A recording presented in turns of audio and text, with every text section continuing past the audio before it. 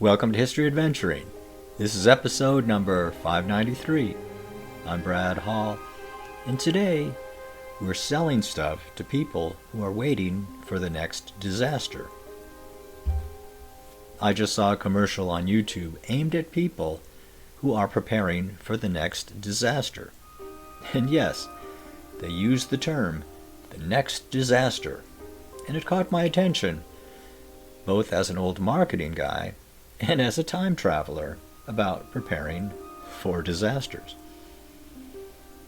Of course, how anyone defines a disaster is a matter of personal opinion, all of which are correct.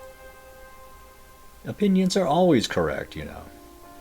In my opinion, the Rolling Stones are the greatest band of all time.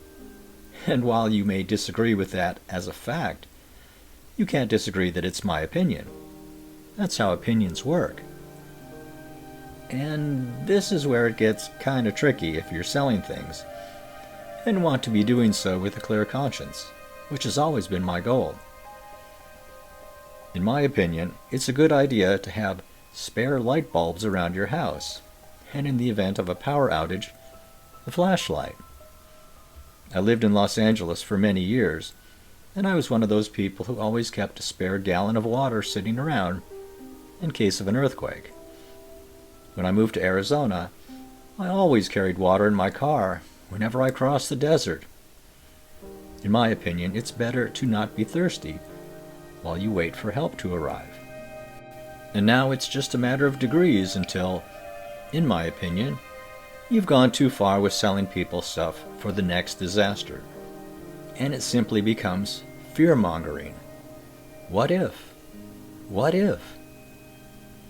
Throughout history, people have been selling stuff to people for the next disaster, and I'm inclined to be okay with it.